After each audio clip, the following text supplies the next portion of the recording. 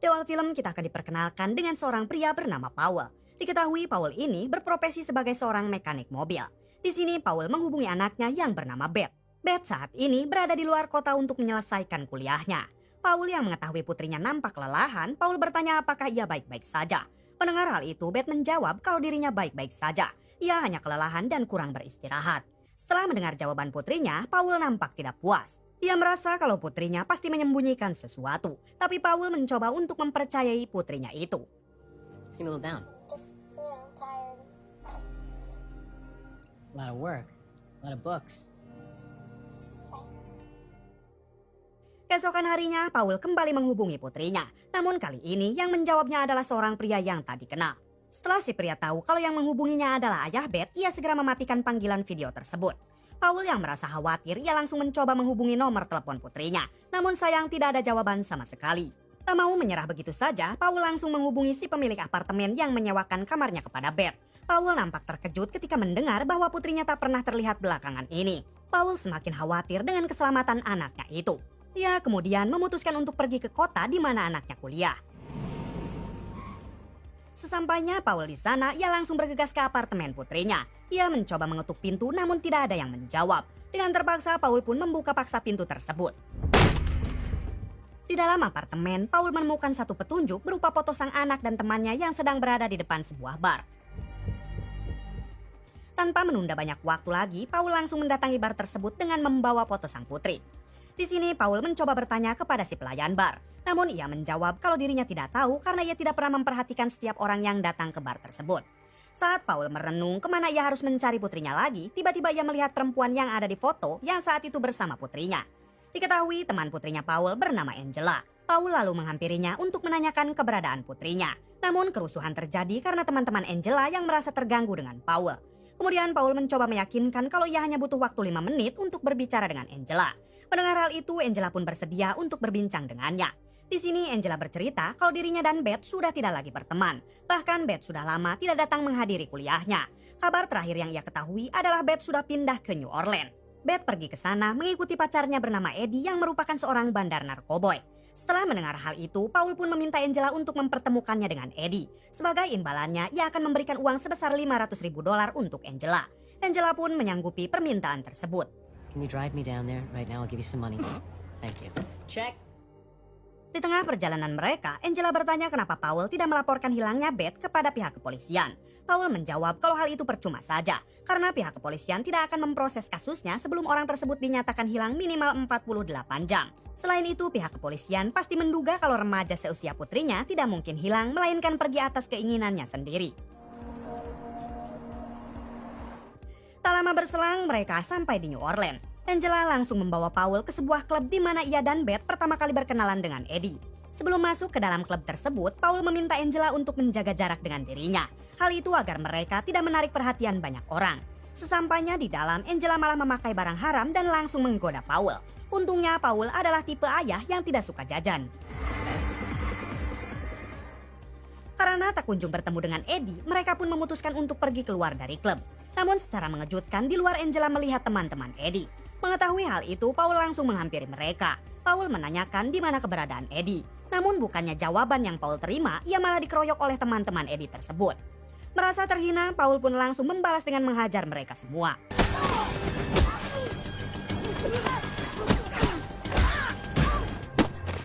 Sebelum pergi, Paul sempat mengambil telepon milik temannya Eddie tersebut.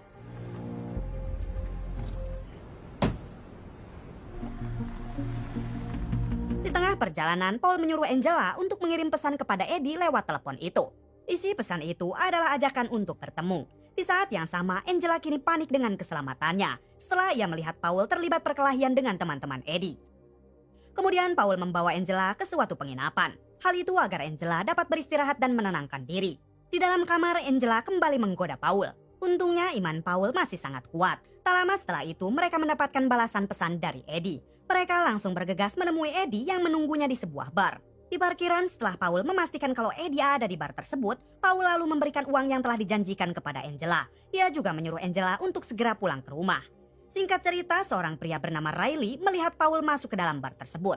Tak hanya Riley, kedua orang yang ada di bar itu juga seperti nampak mengenal Paul.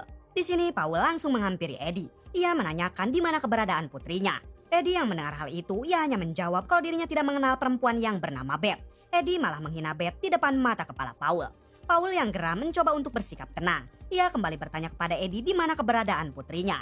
Tiba-tiba Riley ikut nimbrung. Lalu ia meminta maaf kepada Paul atas sikap keponakannya yaitu Eddie. Ia juga memohon kepada Paul agar membiarkan Eddie hidup lebih lama lagi. Di sini Riley meminta Paul untuk mengingat baik-baik wajahnya. Kemudian Riley bercerita tentang kejadian 20 tahun yang lalu, di mana saat itu Riley melihat Paul menembak mati 7 orang. Terungkap fakta kalau ternyata Paul dulunya adalah seorang pembunuh khusus para mafia yang ditugaskan pemerintah. Riley bertanya kepada Paul kenapa dulu ketika ia sudah menodongkan pistol tepat di kepalanya, ia malah tidak jadi menembaknya. Nyali Eddie langsung menciut setelah mendengar ucapan dari pamannya itu. Lalu Riley menyuruh Eddie untuk memberitahukan keberadaan putrinya.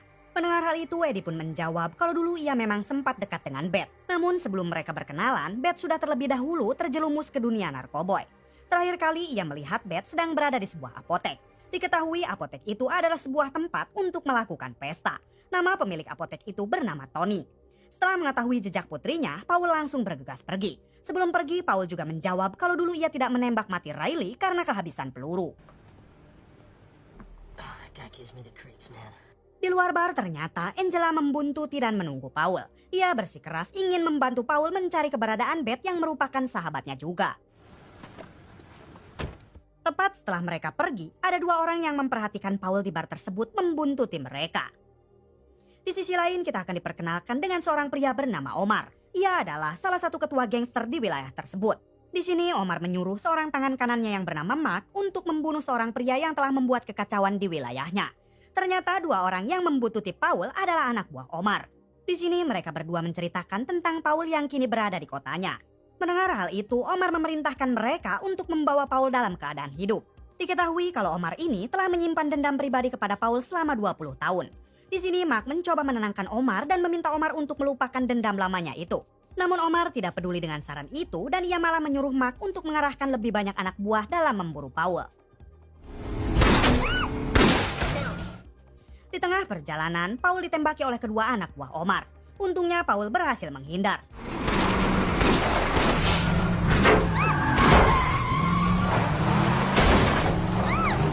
You're okay. Setelah membalikan keadaan, Paul langsung menghampiri mereka. Ia bertanya siapa yang telah menyuruhnya. Mereka yang sudah sekarat memberitahu Paul kalau Omarlah yang telah menyuruh mereka. Sebelum pergi, Paul tidak lupa menghabisi nyawa mereka terlebih dahulu.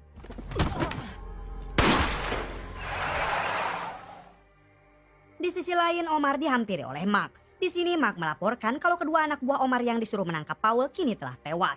Ia juga memberitahu Omar kalau tujuan Paul datang ke sini adalah mencari anaknya yang hilang. Mendengar hal itu, Omar menegaskan kepada Mark kalau ia harus bisa menangkap Paul apapun yang terjadi. Omar menganggap kalau Paul harus bertanggung jawab atas kematian anak dan istrinya dulu. Di sisi lain, Mark sendiri merasa pesimis dalam menghadapi Paul karena ia mengetahui latar belakang Paul yang luar biasa. Ternyata dulunya Paul adalah seorang gangster jalanan. Kemudian Paul direkrut untuk menjadi seorang tentara oleh pemerintah. Ia ditugaskan untuk mengeksekusi para mafia. Karena sepak terjangnya yang luar biasa itu, Paul mendapatkan julukan The Prince atau Sang Pangeran. Let's go get him. Right now.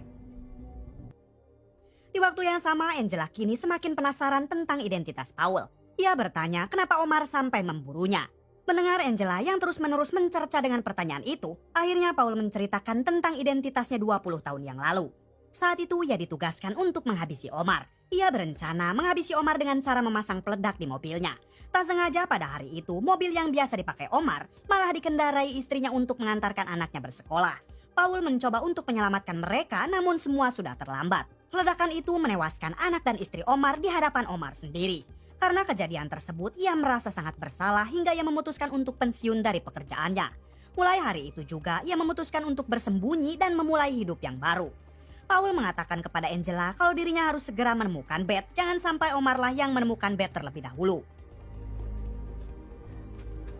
They're gonna kill Beth if I don't get to her first. Singkat cerita, setelah membajak sebuah mobil, Paul pergi ke tempat teman lamanya yang bernama Sam. Sesampainya di sebuah hotel yang dimiliki Sam, ia baru mendapatkan petunjuk mengenai alamat dari Tony, sang pemilik apotek. Sebelum pergi, Paul menitipkan keselamatan Angela kepada Sam. Be careful out there. Clean. Setelah Paul pergi, Sam menceritakan kejamnya Paul kepada Angela. Di sini Sam meminta Angela untuk menjauhinya demi keselamatan dirinya sendiri. Kemudian terlihat Paul pergi ke tempat jual beli senjata milik teman lamanya yang bernama Max. Di sini Paul berencana mengambil senjata lamanya yang dulu ia pernah titipkan kepada Max. Namun ternyata Max kini telah tewas. Tempat itu diteruskan oleh anaknya yang bernama Frank. Setelah berbincang cukup lama, akhirnya Frank mau memberikan senjata lamanya yang pernah Paul titipkan kepada ayahnya dulu.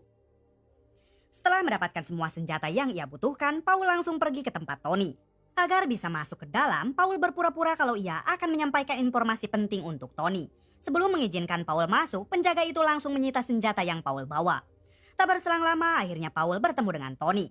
Tanpa banyak basa-basi, Paul langsung bertanya tentang keberadaan putrinya. Mendengar hal itu, Tony pun langsung menunjukkan keberadaan putrinya. Terlihat Beth saat ini sedang tak sadarkan diri akibat mengonsumsi barang haram dengan jumlah yang sangat banyak. Ternyata Beth adalah umpan untuk mereka menangkap Paul dan membawanya ke hadapan Omar. Saat akan dibawa, Paul berhasil membalikkan keadaan dengan menghabisi mereka satu persatu.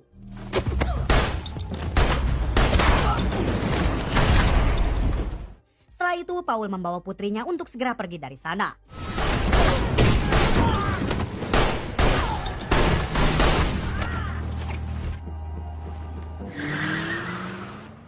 Tak lama kemudian, Mark tiba di markas Tony. Namun sial, ia sedikit terlambat datang ke sana. Paul sendiri kembali ke tempat Sam untuk membersihkan lukanya akibat baku tembak di tempat Tony. Di sisi lain, Mark melaporkan kepada Omar kalau saat ini Paul berhasil lolos kembali. Dan saat ini diketahui ia berada di hotel milik Sam. Omar langsung menyuruh Mark untuk segera datang ke hotel tersebut dan menangkap Paul. We have a chance to get him. Di waktu yang sama terlihat Beth kini telah sadarkan diri. Di sini Paul berjanji kepada putrinya itu kalau ia akan segera membawanya pulang. Tak berselang lama, Mark dan para anak buahnya telah sampai di hotel milik Sam. Mereka berencana untuk langsung menyerang Paul dan Sam. Tepat saat itu, Paul juga berencana untuk meninggalkan hotel tersebut. Saat Angela hendak masuk ke dalam sebuah mobil yang akan mengantarkan dirinya pulang, Mark dan para anak buahnya melakukan penyerangan. Baku tembak di antara dua kubu itu pun tak terhindarkan.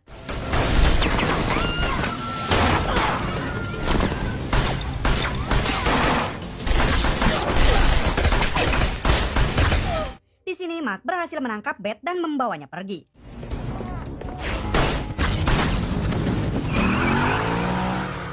Paul yang melihat itu, ia langsung masuk ke dalam mobil yang ada Angela di dalamnya untuk mengejar. Sementara Sam sendiri tetap di sana untuk menangani kekacauan yang telah terjadi di hotelnya. Di tengah perjalanan, Paul mendatangi kembali tempat senjata Frank. Ia memilih senjata sebagai perlengkapan dirinya untuk menghabisi para bajingan itu. Setelah itu, ia dengan percaya diri mendatangi markas Omar. Tanpa rasa takut, Paul melakukan penyerangan seorang diri.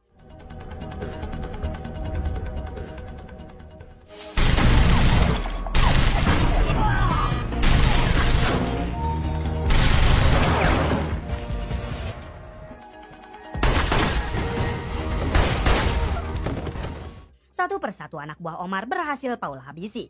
Di sana, Paul melihat Omar yang sedang menyandra putrinya. Kemudian Paul memohon kepada Omar untuk melepaskan putrinya yang tidak tahu apa-apa. Saat Paul mencoba mendekati Omar, tiba-tiba Mark muncul dan langsung menyerangnya.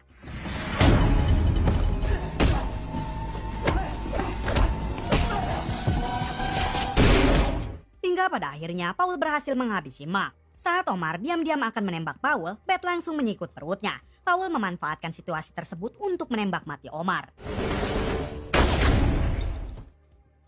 Setelah itu, Paul bergegas membawa Beth keluar dari markas Omar. Kemudian film pun tamat.